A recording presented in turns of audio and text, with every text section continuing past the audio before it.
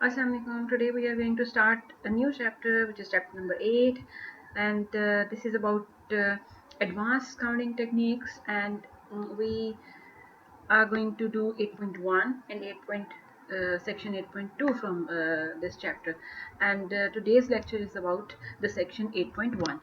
And 8.1 is the application of recurrence relation. So first of all, we'll learn what is the recurrence relation. That is, we'll define what is the recurrence relation. Then there are a few applications of recurrence relations, like Fibonacci numbers, the Tower of Hanoi, and some other counting problems.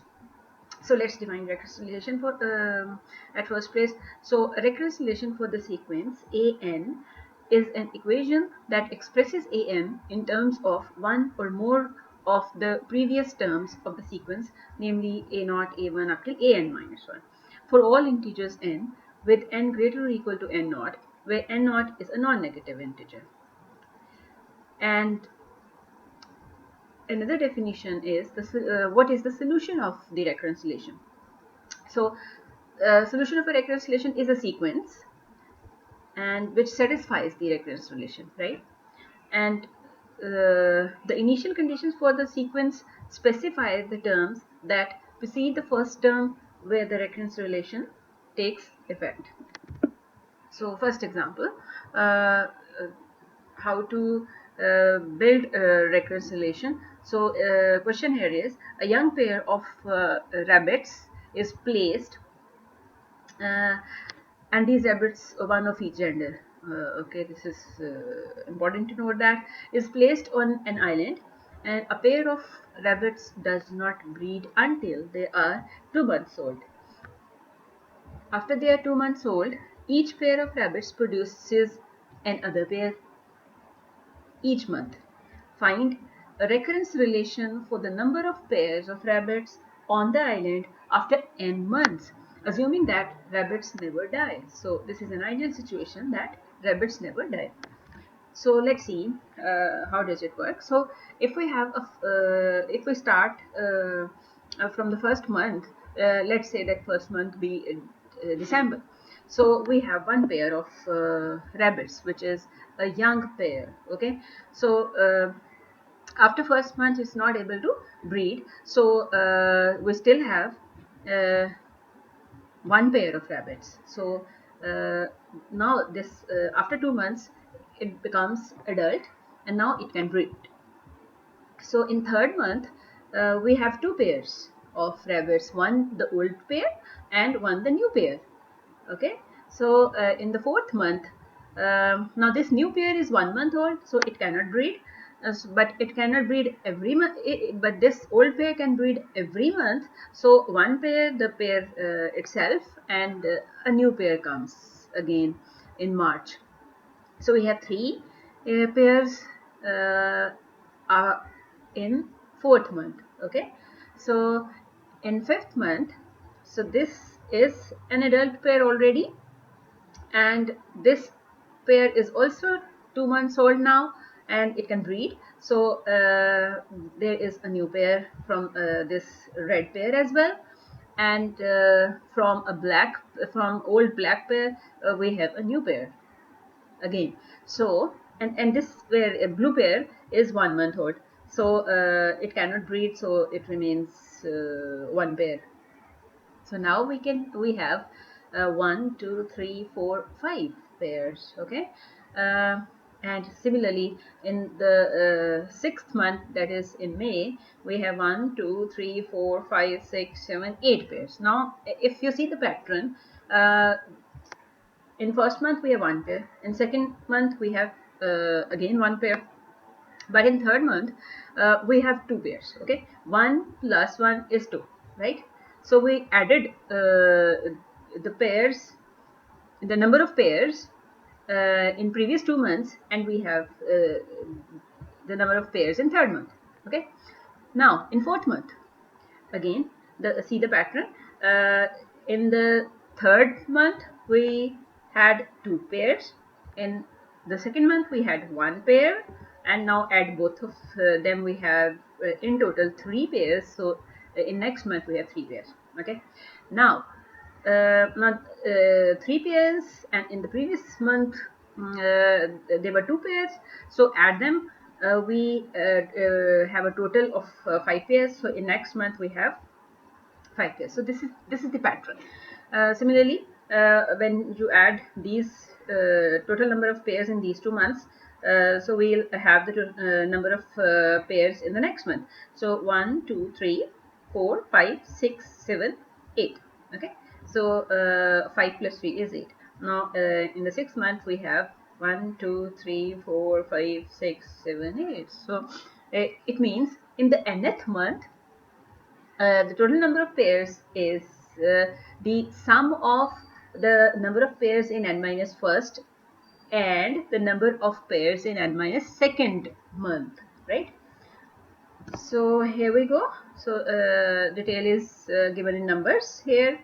You can see, and this picture is taken from your book, so you can see it. Whatever I elaborated in the previous slide, it is written here. Okay. So the solution of the problem. So this was actually the pictorial view of the problem, and now the solution, mathematical solution. Let fn be the number of pairs of rabbits after n months. So they are f1, that is number of pairs in first 1 month. Fn with the number of pairs of rabbit after n months. So f1 represents the number of pairs after 1 month, which is 1. Okay. One pair of rabbits on the island at the end of the first month. So again, we just discovered that at the end of 2 months we still had one pair, because the pair does not breed during the first month. So to find the number of pairs on the island after n months, add the number on the island after the previous month, fn minus 1, and the number of newborn pairs, which equal fn minus 2, because each newborn pair comes from a pair at least 2 months old. So consequently, the sequence fn satisfies the recurrence relation fn is equal to fn minus 1 plus fn minus 2. Now, for the condition on n is greater or equal to 3, because this subscript must be non-negative. Okay. So if we know the initial two values, so in order to find the third value, we have to put n is equal to 3. So n is greater or equal to 3.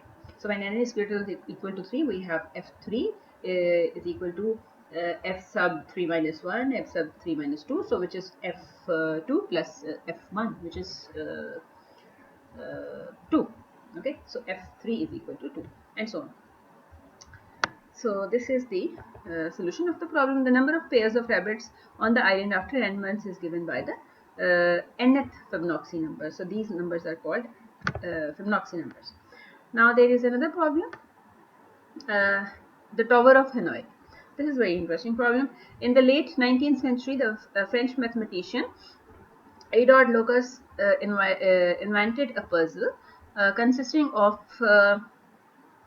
3 bags, okay, on a board with discs of different sizes. Initially, all of the discs are on the first bag in order of size. Now, with the largest on the bottom. So rules are rules to rearrange the discs. You are allowed to move the discs one at a time from one bag to another, as long as a larger disc is never placed on a smaller. Okay, so this is the rule, that the larger disc is never placed on a smaller.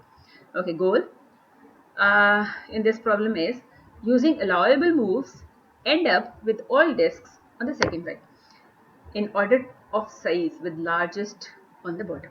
So let's see.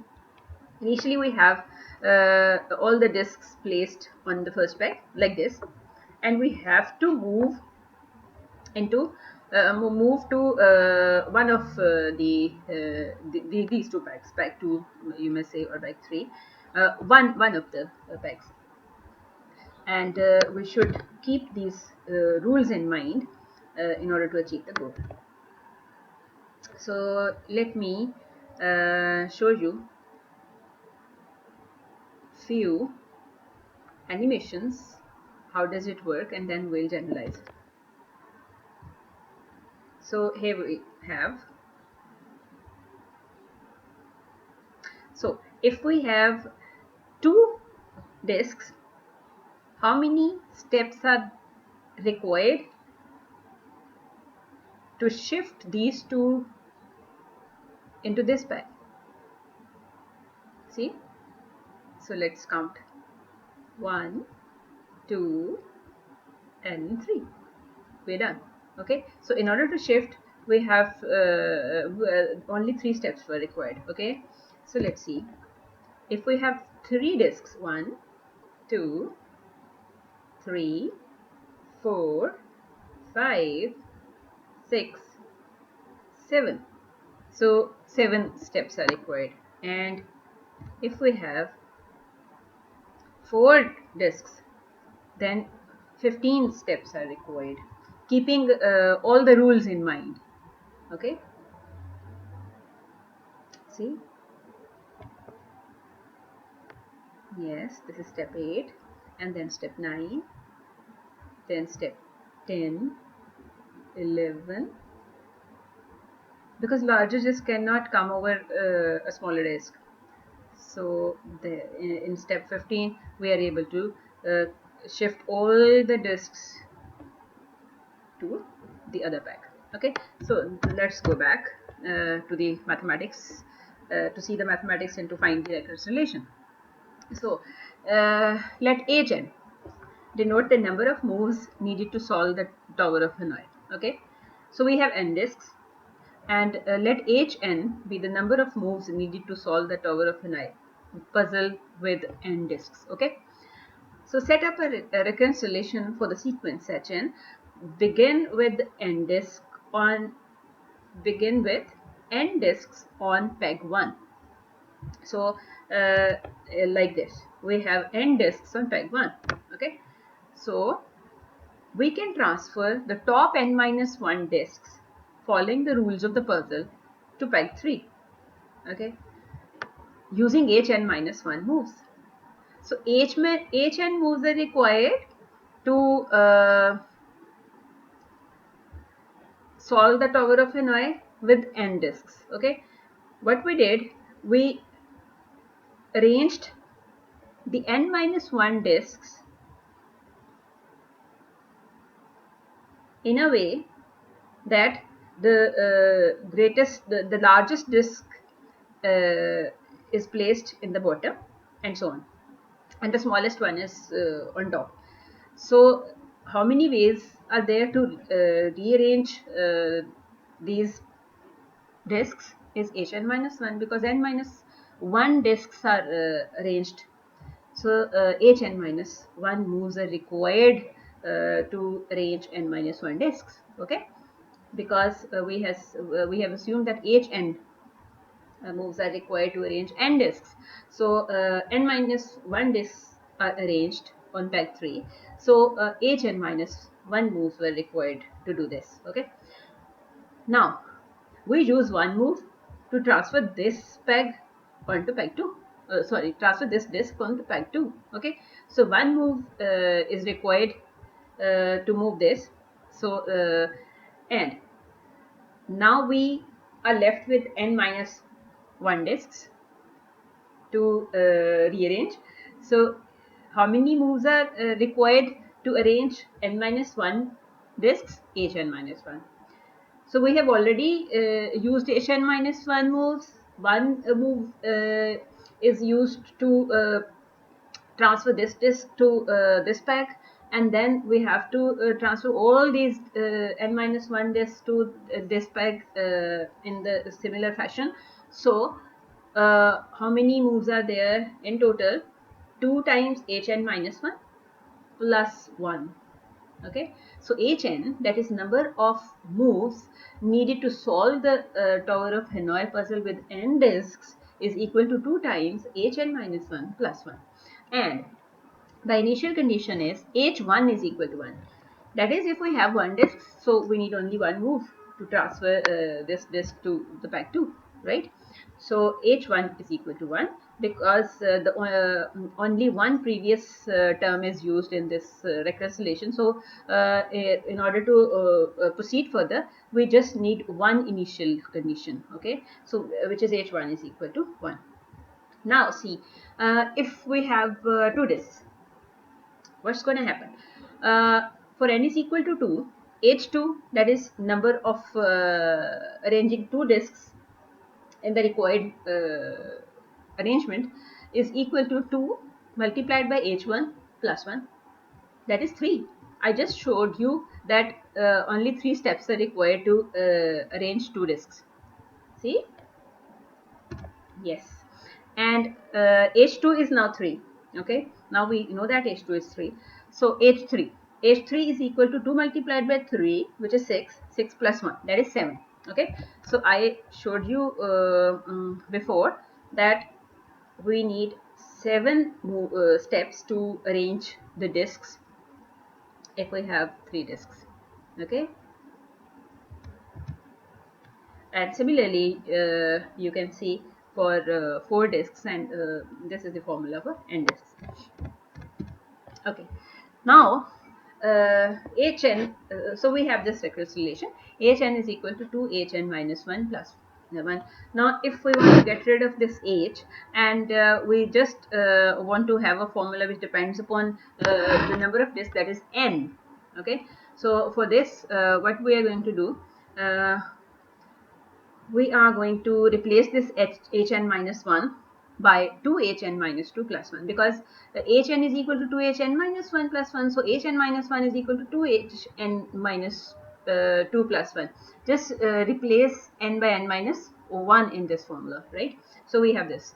Now this is equal to, just simplify it, and we have 2 square hn minus 2 plus 2 plus 1. Okay, now replace hn minus 2 using this formula by 2hn minus 3 plus 1, and rest is as it is. So 2 square, just hn minus 1, 2 is replaced by this, plus 2 plus 1 as it is. So we have 2 cube hn minus 3 plus 2 square plus 2 plus 1. Okay, and continuing this way, we have 2 to the power n minus 1. Now you can see that 2 square and this subscript is n minus 2.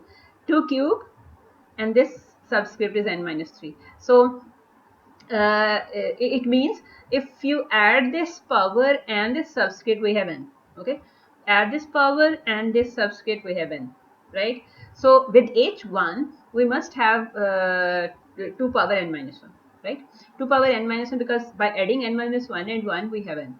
2n minus 1 h1 plus 2n minus 2, and you can also observe that the powers of 2 are decreasing by 1 in every term after the first term, right?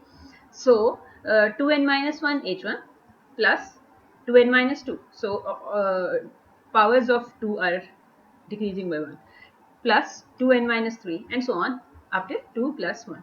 Okay, now h1 is 1. We just discovered that h1 is 1. H1 is the number of shifting one disk to the pack 2. So it can be done in one move. So h1 is 1. 2n minus 1 plus 2n minus 2. So we have this sum of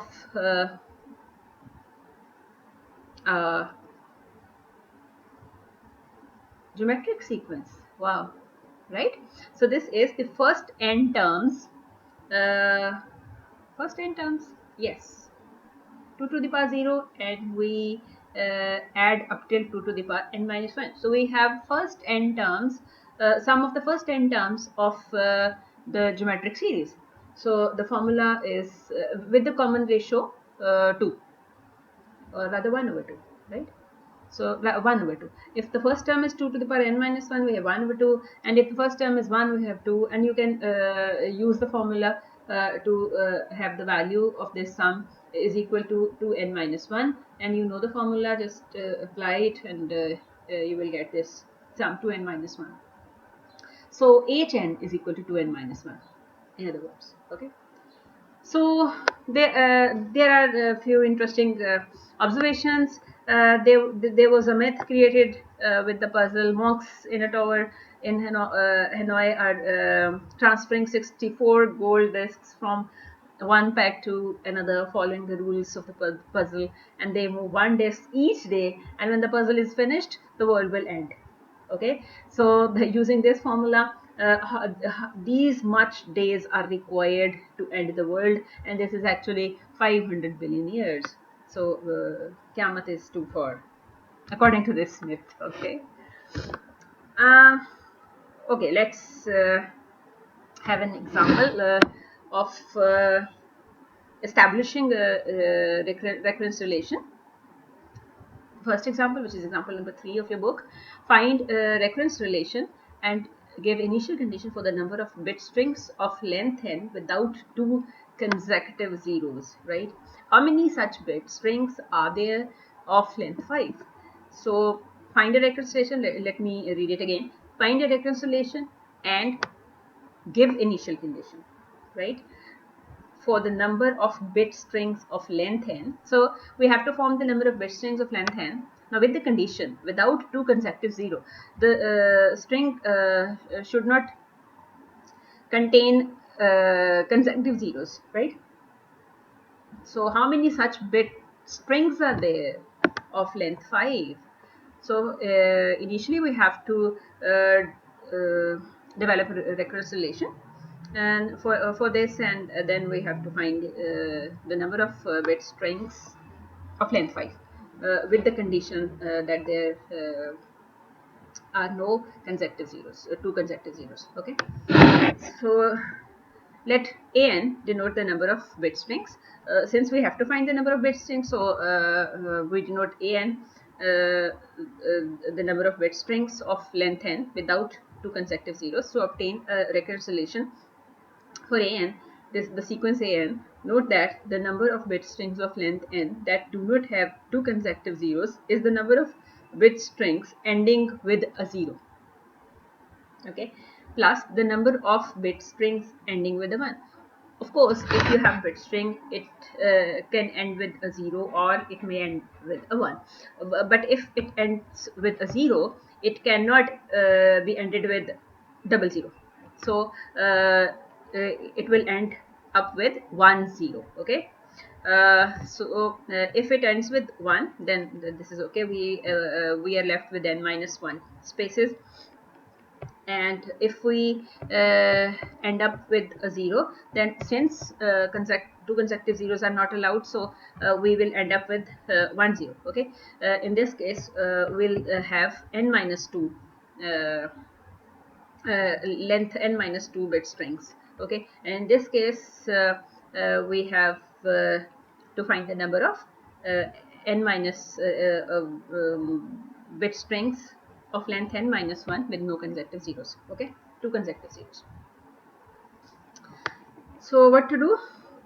The bit strings of length n ending with 1 without two consecutive zeros are the bit strings of length n minus 1, as I just said, with no two consecutive zeros with a 1 at the end. Hence, there are an minus 1 such bit strings, because we assumed that an be the number of bit strings of length n without two consecutive zeros. So if we have to form the bit strings, such bit strings of length an minus 1, then the number of bit strings must be an minus 1. Okay, now the bit strings of length n ending with 0 with two without two consecutive zeros are the bit strings of length n minus 2, because they must end at end like 1 0. So we are left with n minus 2 actually spaces. So these the length of the remaining length of the bit string is n minus 2. So the two bit strings, let me read, I'm lost. The bit strings of length n ending with 0 without two consecutive zeros are the bit strings of length n minus 2 with no two consecutive zeros, with 10 at the end, of course, 1 0 at the end. Hence, there are an minus 2 such bit strings. The same logic, because the number of bit strings of length n is an, so number of bit strings of length n minus 2 is an minus 2. Now the total number of the bit strings of length n without two consecutive zeros is the sum of these two numbers, right? Because there are only two possibilities to have such bit strings. So the number of bit strings with 1 at the end is an minus 1. The number of bit strings with 1 0 at the end is an minus 2. So the total number is the sum of these two numbers, that is an minus 1 plus an minus 2. So an is equal to an minus 1, an minus 2 for n greater or equal to 3. Now, in order to initialize the process, and in order to find the an for the particular values of n, we need to have a1 and a2, because previous two terms are used to find the next term. So what is the value of a1? A1, that is, if we have a bit string of length 1, and we cannot have consecutive zeros, so a and minus a1 is 1. Okay, and what about a2? A1 and a2 are required to start with this reconciliation to find the values of an. So a2, that is a bit string of length 2. Bit string of length 2, the possibilities are 1 0, 0 1, 1 1, and 0 0. But 0 0 is not allowed, so we have three possibilities. So a1 is 2 and a2 is 3.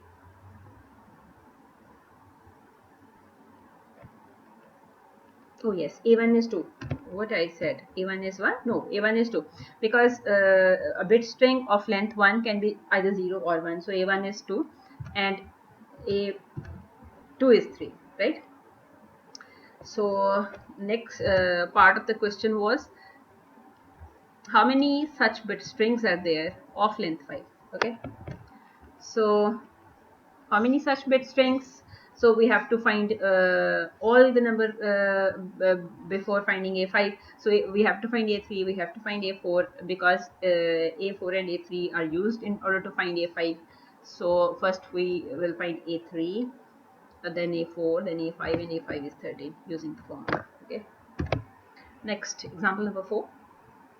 A computer system considers a string of decimal digits a valid code word if it contains an even number of zeros.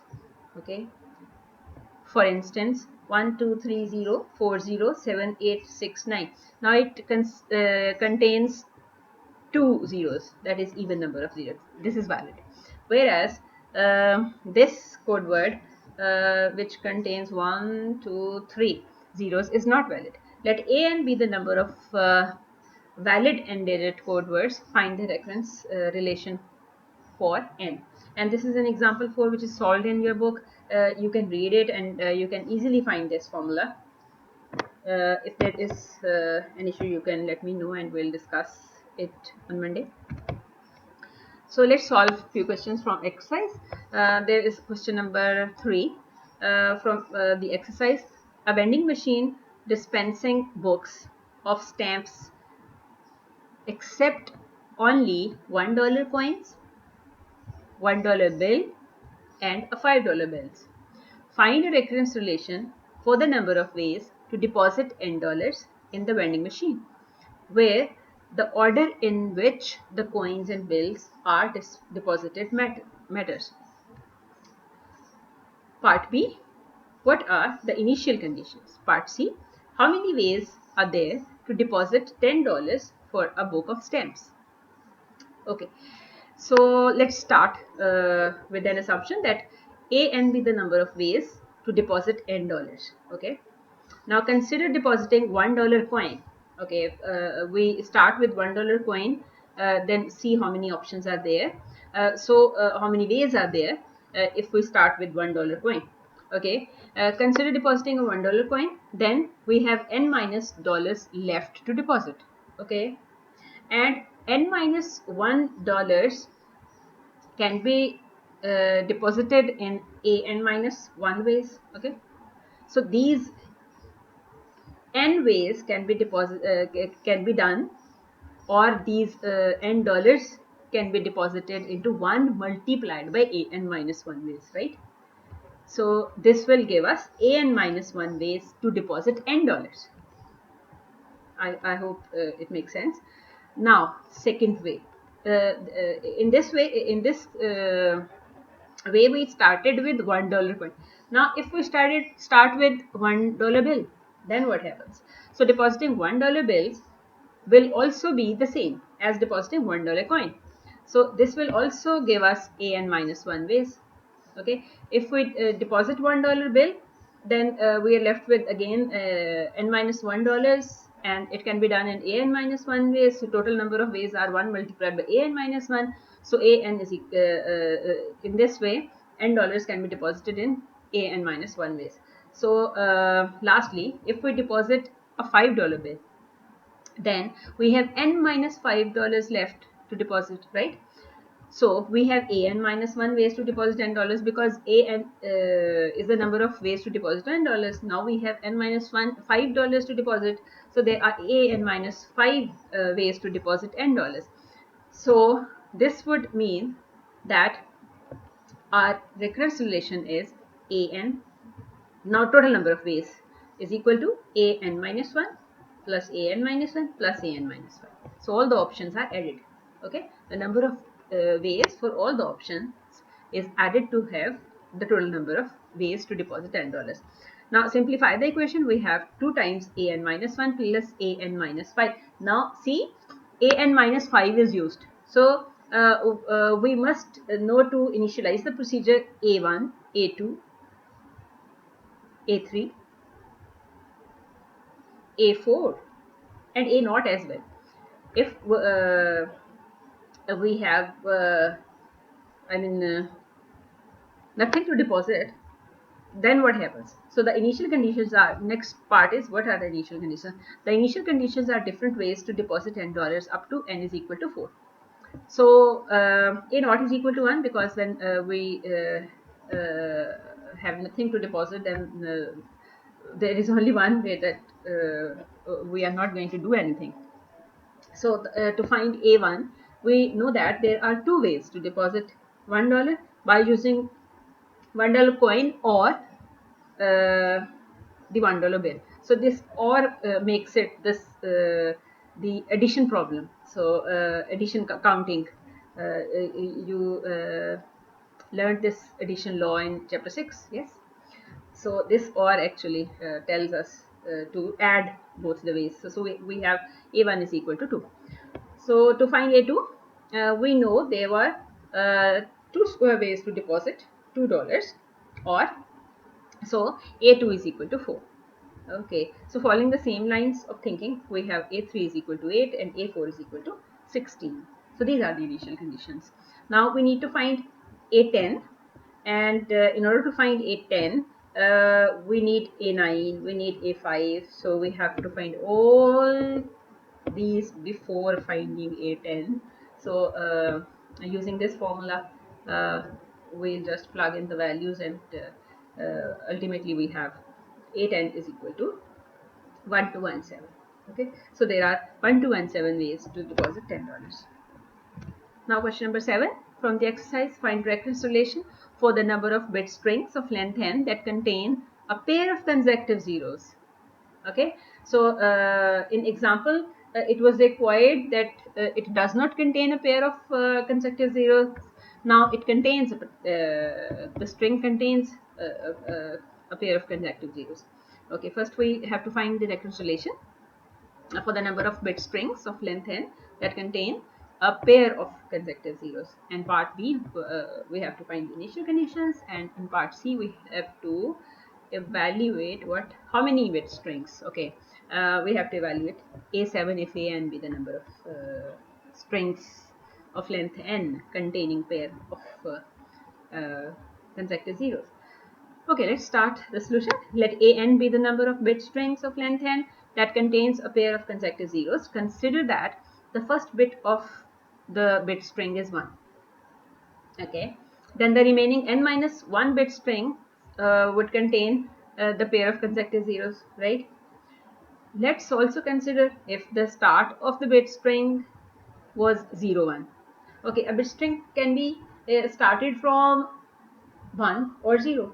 If it starts from 1, then the remaining n minus 1 bits of the string would contain a pair of consecutive zeros. Or if it starts with 0, then there are two possibilities. Either it starts with double zero, then there is nothing to actually show. It contains a pair of zeros. And what if it start with 0 1?